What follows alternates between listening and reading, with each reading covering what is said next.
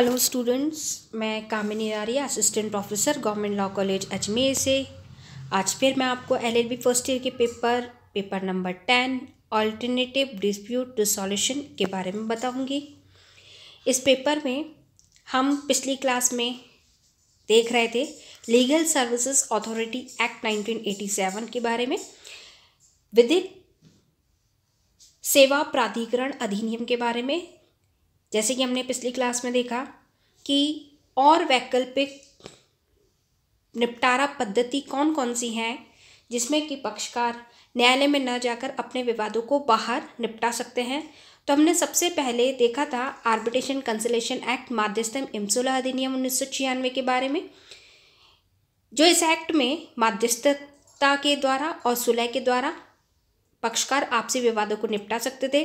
उसके अलावा और क्या पद्धति है और वैकल्पिक क्या है, ऑल्टरनेटिव क्या है, तो वो ऑल्टरनेटिव क्या क्या है उसमें हम एक एक्ट पढ़ते हैं, विधिक सेवा प्राधिकरण अधिनियम 1987, लीगल सर्विसेज अथॉरिटी एक्ट। ये एक्ट बनाया इसलिए गया है कि इसमें विधिक सहायता दी जाए राष्ट्रीय स्तर पर, राज्य स्तर पर, जिला स्तर पर, तालुका स्तर पर, और इन्हीं स्तर पर अथॉरिटीज़ बनाई गई हैं, प्राधिकरण बनाए गए हैं, जिससे कि जहाँ जहाँ पर भी जो लोग रहते हैं उनको विधिक सहायता उपलब्ध हो सके और वह अपने विवादों को न्यायालय में न जाकर न्यायालय के बाहर लीगल सर्विसेज अथॉरिटी एक्ट के अंतर्गत अपने विवादों को निपटा सके।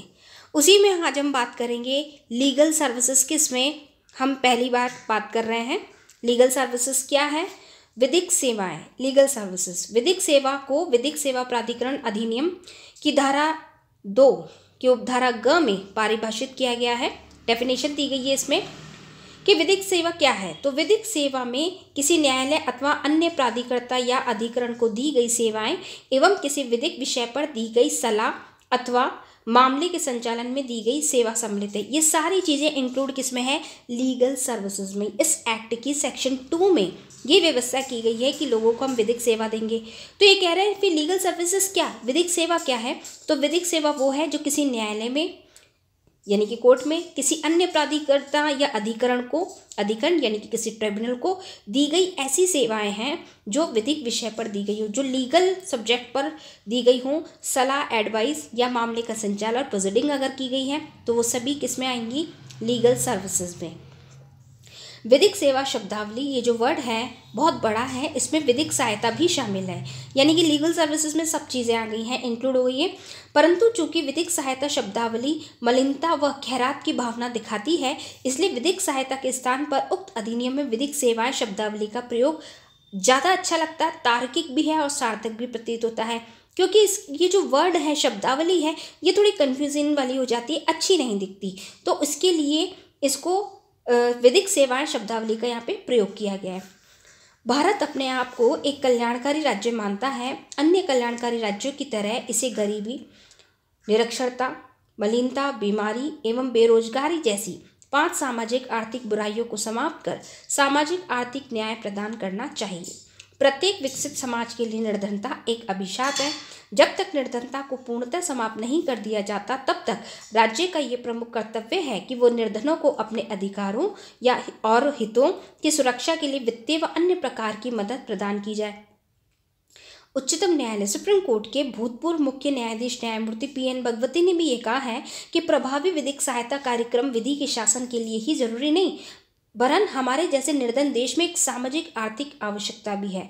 तो यहाँ हम देख रहे हैं कि हमारे जो कल्याणकारी राज्य मानते हैं भारत को, इसमें भी विधिक सहायता कितनी महत्वपूर्ण है, क्योंकि हमारे देश में बहुत निर्धन है। निर्धन जैसे देश में सामाजिक आर्थिक आवश्यकता जब इतनी पड़ रही है तो यहाँ पे विधिक सेवाएं दी जानी चाहिए। ऐसा हमारे सुप्रीम कोर्ट के भूतपूर्व जो हमारे न्यायमूर्ति रहे हैं PN भगवती, उन्होंने भी कहा है। फिर निर्धनों को विधिक सहायता एक नया विचार नहीं है, परंतु समाज के प्रारंभ से ही प्रचलन में है। कोई भी व्यक्ति या अपराधी यदि अपना स्वयं का अधिवक्ता नियुक्त करने में असमर्थ है, देखिए कोई भी व्यक्ति या अपराधी, कोई भी व्यक्ति हो सकता है जो कोर्ट में जा रहा है तो उसके पास अधिवक्ता नियुक्त करने में असमर्थ है, तो न्यायालय सरकार को निर्देश देगा कि वह ऐसे व्यक्ति या अपराधी को राज्य खर्च पर अधिवक्ता की सुविधा उपलब्ध कराई जाए। यानी कि कोई अगर ऐसा व्यक्ति है जिसके पास इतने साधन नहीं है कि वो किसी अधिवक्ता को नियुक्त करे या नियुक्त करने में असमर्थ हो, तो ऐसी स्थिति में न्यायालय सरकार को निर्देश दे सकती है। दीवानी मामलों में भी न्यायालय निर्धन को पॉपर सूट दायर करने की अनुमति देता है। पॉपर सूट क्या होता है? अंकिंचन व्यक्ति या निर्धन व्यक्ति। दीवानी मामले में निर्धन व्यक्ति को अपने आप को निर्धन घोषित कराना होता है, उसके बाद ये सहायता मिल पाती है, जिससे व्यक्ति न्यायालय में चल रहे दीवानी वाद या आपराधिक कार्रवाई में गरीब के कारण न्याय से वंचित न रह सके। न्यायमूर्ति कृष्ण अय्यर ने ये भी कहा है, उल्लेखित किया है कि वही व्यवस्था सही रूप से न्यायोचित है जो कि प्रत्येक व्यक्ति के स्वतंत्र एवं पूर्ण विकास का प्रयास करती है एवं हर एक को उसकी आवश्यकता अनुसार प्रदान करती है। इस प्रकार सामाजिक न्याय प्राप्त करने के लिए कुछ प्रयास किए जाएं। तो कौन कौन से? राज्य उन व्यक्तियों को जो कम सुविधा प्राप्त हैं उनकी दशाओं को सुधारने के लिए सापेक्ष कदम उठाए, जो कि आवश्यक भी है। राज्य सामाजिक कार्यवाही द्वारा सामाजिक असमानता व भेद को दूर करने के कार्य करे। इस प्रकार विधिक सेवा जरूरतमंद के लिए सामाजिक न्याय प्रदान करना है। विधिक सेवाएं प्राधिकरण अधिनियम 1987 की धारा 4 के अंतर्गत राष्ट्रीय विधिक सेवाएं प्राधिकारी के कार्यों का वर्णन है, जिसके अनुसार विधिक सेवाओं को 2 स्तरों में बांटा है। कौन सा स्तर? पहला अदालती कार्रवाई से पूर्व की स्थिति तथा दूसरी अदालती कार्रवाई के बाद की स्थिति। इनको इस तरीके से बांट दिया गया है जिससे कि कोई भी व्यक्ति न्याय से वंचित ना रह सके, इसलिए ऐसी व्यवस्था की गई है। अदालती कार्रवाई से पूर्व की स्थिति के अंतर्गत बिना न्यायिक कार्रवाई के व्यक्ति के अधिकारों एवं हितों की सुरक्षा के प्रयास करने से है।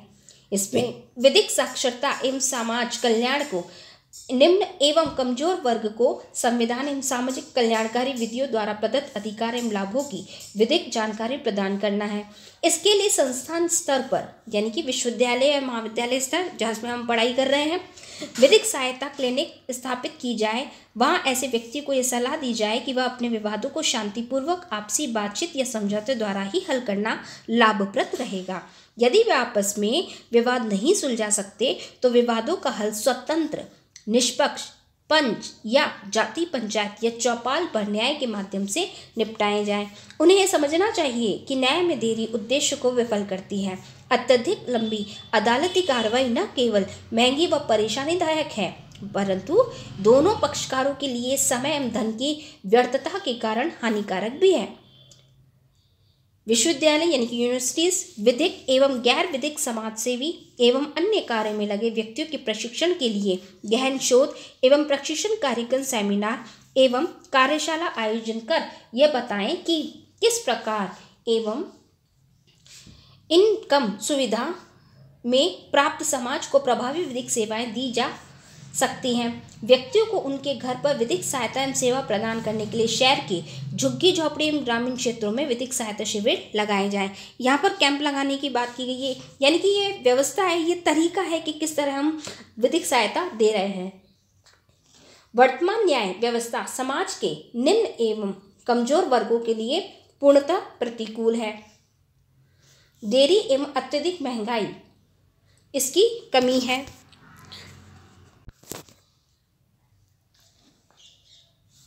फिर इसमें न्यायमूर्ति कृष्ण अय्यर ने यह भी कहा है कि उच्चतम न्यायालय के दरवाजे केवल सोने की कुंडी से ही खोले जा सकते हैं, लेकिन वर्तमान में ऐसा नहीं है।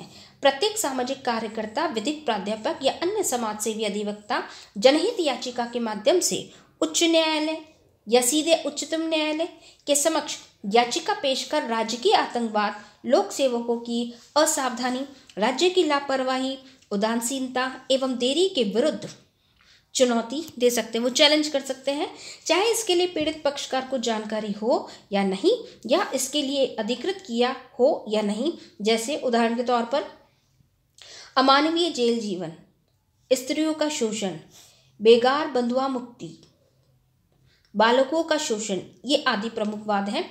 पटाखों के कारखाने में बाल श्रम के शोषण के विरुद्ध उच्चतम न्यायालय के अधिवक्ता श्री MC मेहता द्वारा दायर जनहित याचिका पर उच्चतम न्यायालय का नवीनतम महत्वपूर्ण निर्णय इसका प्रमुख उदाहरण है। इसमें उच्चतम न्यायालय ने निर्धन, निम्न, शोषित वर्ग पीड़ितों को उपचार प्रदान किया है। इसी तरीके से सुप्रीम कोर्ट ने बंधुआ मुक्ति मोर्चा व अन्य बनाम भारत संघ के मामले में कल्याणकारी निर्देश जारी किए, जो बच्चों की शिक्षा, स्वास्थ्य, सफाई, स्वास्थ्यवर्धक खाना प्रदान करने के लिए जरूरी है। अदालती कार्रवाई के पश्चात की स्थिति में विधिक सेवा प्राप्त करने का कौन व्यक्ति अधिकारी है, इसे 1987 के अधिनियम की धारा 12 में वर्णित किया गया है। इसके लिए राज्य की बार काउंसिल सभी वरिष्ठ अधिवक्ताओं पर यह दायित्व डाले कि 1 वर्ष में ऐसे कम से कम 5 वाद लड़ें। संबंधित न्यायालय युवक अधिवक्ता की सेवाएं भी ले, जिससे उन्हें स्वतंत्र रूप से मेहनत कर वाद लड़ने व जीतने का अवसर प्राप्त हो। उन्हें राज्य कोष में उचित पारितोषिक मिले। यहाँ ये भी बात है उल्लेखनीय है कि जहाँ तक संभव हो देरी से बचने के लिए लोक अदालत आयोजित करके वादों का निपटारा किया जाए। लोक अदालत द्वारा पारिवारिक विवाद, वाहन दुर्घटना, प्रतिकर आदि मामलों का निस्तारण महत्वपूर्ण उपलब्धि है। इसे और अधिक प्रभावी बनाए जाने की ज़रूरत है। इसीलिए यहाँ पे विधिक सेवाओं को इतना इम्पोर्टेंट माना गया है लीगल सर्विसेज को, कि व्यक्तियों को लीगल सर्विसेज दी जानी चाहिए। चाहे अगर वो गरीब हैं तो सिर्फ इस कारण से कि वो गरीब हैं उनको ऐसी विधिक सेवाएं ना मिले, ऐसा नहीं होना चाहिए। तो यहाँ हमने लीगल सर्विसेज, ये अपने आप में बहुत इंपॉर्टेंट इसमें टॉपिक है। लीगल सर्विसेज अथॉरिटी एक्ट में सबसे पहला टॉपिक ही लीगल सर्विसेज का है, जो ये अपने आप में बहुत इंपॉर्टेंट है। तो लीगल सर्विसेज क्या है इस बारे में हमने देखा। फिर इसमें हम देखते हैं person entitle for the legal services, वे कौन कौन से व्यक्ति हैं जो लीगल सर्विसेज लेने के लिए एंटाइटल हैं, और right of a proper accused person. तो हम लीगल सर्विसेज में इन 2 पॉइंट्स पर हम आगे की क्लास में बात करेंगे कि वो कौन से व्यक्ति हैं जो लीगल सर्विसेज लेने के लिए एंटाइटल हैं, और right of a proper accused person for legal aid. Legal aid विधिक सेवा लेने के लिए प्रॉपर व्यक्ति यानी कि निर्धन व्यक्ति, एक्यूज व्यक्ति, ठीक है, वो लीगल एड लेने के लिए, विधिक सेवा लेने के लिए किस प्रकार से एंटाइटल होगा, इस दोनों पॉइंट्स पर हम आगे की क्लास में बात करेंगे। Thank you students.